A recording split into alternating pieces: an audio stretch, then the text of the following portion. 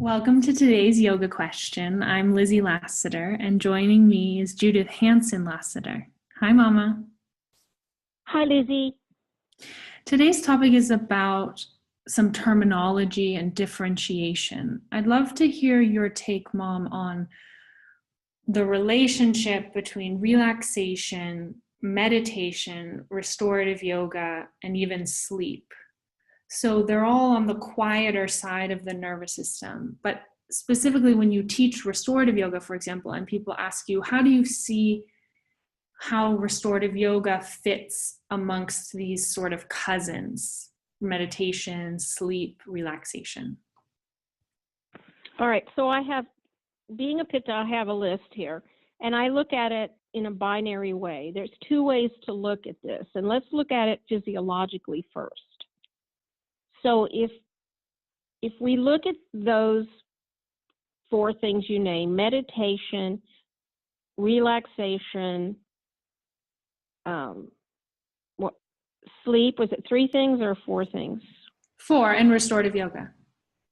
Okay, so when we look at that continuum, we can measure it physiologically with brain waves.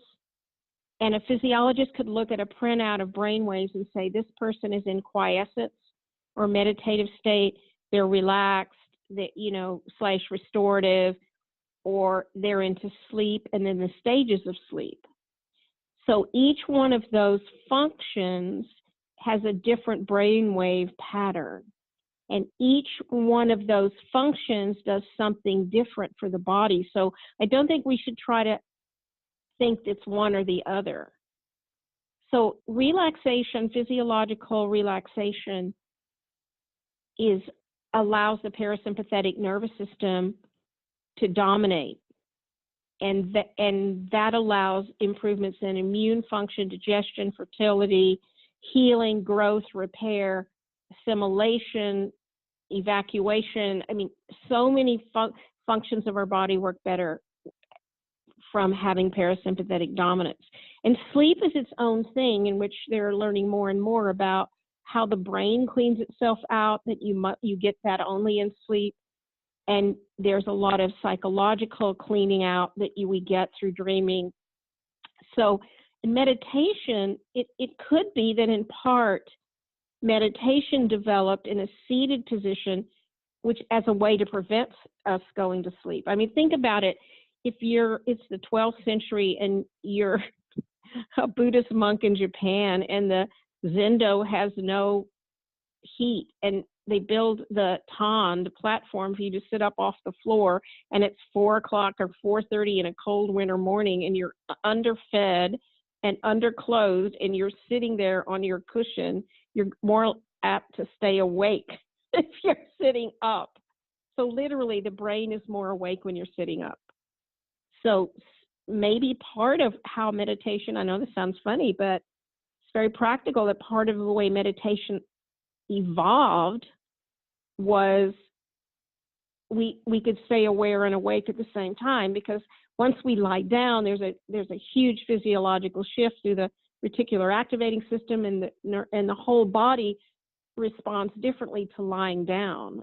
And so in restorative yoga, what we do is we vary the position. In my new book on restore and rebalance, on another book on restorative yoga, I talk about the categories of head position: head above the heart, which is more upright; head on the same level as the heart, which is Shavasana, the variations of Shavasana; and then head below the heart, which is like a supported bridge, and that's the most quiet one. So the more down, quote unquote, your brain gets, the quieter you get.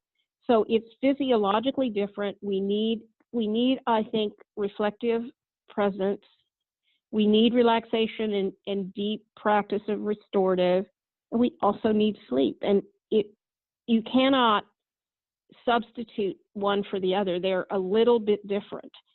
And most people don't get enough sleep in our culture, for all the reasons of which we are aware. But sleep, because you can, it's interesting, and you know that you can wake up and not feel rested.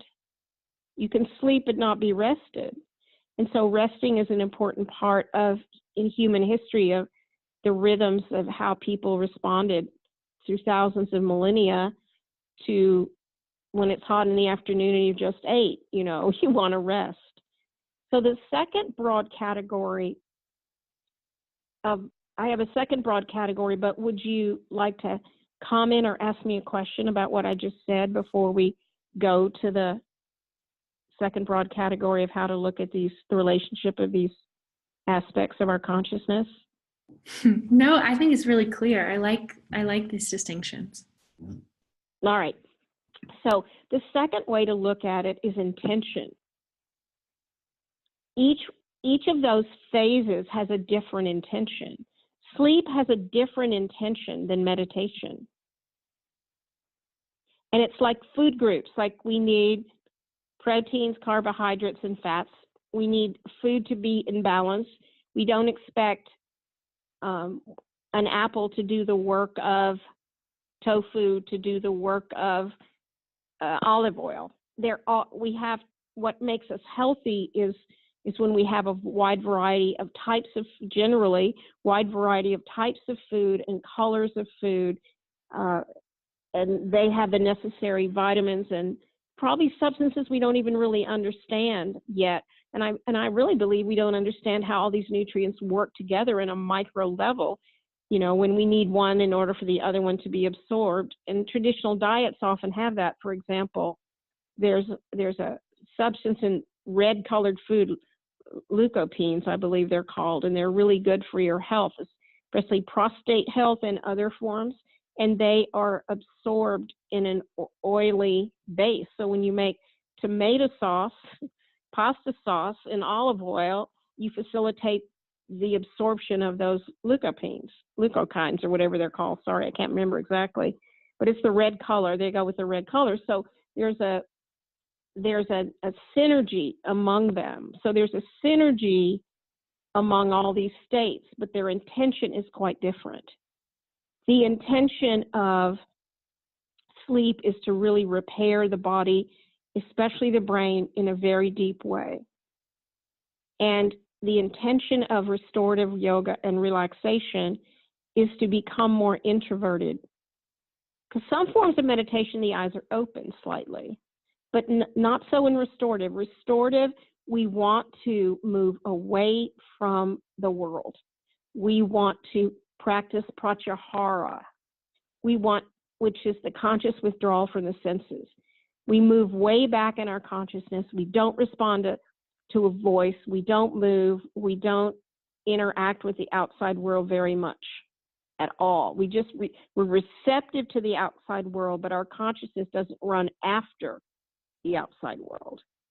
And that is a state. That's a restorative state. That's a very important state for us to be able to completely let go and disconnect from the outside world without shutting, putting in earplugs. I mean, we still hear the phone ring in the other room, but we don't run after it in our mind. And that has very, very well understood benefits. And then meditation, to me, has another intention, which is, and I like the Zazen form of eyes half open, softly open and receptive, is that it's about not running, it's about being present with the world without running with it, running towards it, which is different than restorative, which is the intention is to move away from it.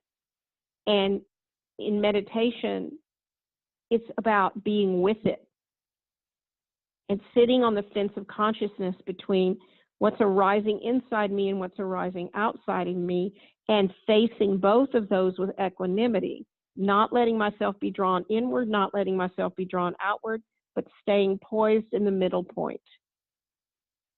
Noticing the waves of emotion and thought within my particular location, call me, noticing the agitation, movement, sound, action that might be around me on the outside world, but neither one captures my conscious, neither one agitates my vrittis. neither one is more powerful in that moment. So my last question is, how do you think about this, Mom, personally? If you have 20 or 30 minutes in your day, how do you decide whether you're going to do a meditation, take a nap, or do a restorative pose? That I decide in the moment. I try to meditate first thing in the morning because it's easier for me to do that. Some days I'm just too tired to do a restorative, and I know that what my body does need is just to go take a nap. And other days, especially if I practice in the morning when I'm fresher, I can get in a restorative pose and not fall asleep. I can stay awake. I think the question is, what do I need right now? I fly around on airplanes to teach people how to do triangle pose for a living. And when we're on the runway and about to take off, I try to just create that restorative space of just going really far within. And it really helps me. So I think you have to say, what is alive in me at the moment? Do I need to just be a total introvert? Do I need to just be present right now? Because sometimes, the other thing is if you're waiting to pick up your kid at the soccer game or you're sitting in your car, there's moments in your day where you could meditate and tune in and be present if you just look for them. So I think it's important to make a choice of what it is when your body's just aching and tired, not to let your mind get in the way and say, well, you can't go to sleep right now. That's ridiculous. You're a grown up, stay awake, have this coffee, when maybe all your body wants to do is just go to sleep for 10 or 15 minutes. Is that clear? Yes, I think that's the perfect place to end. Don't let your mind get in the way. Yeah, that's the problem, though. The mind is like a nosy neighbor. It wants to get in and know everything.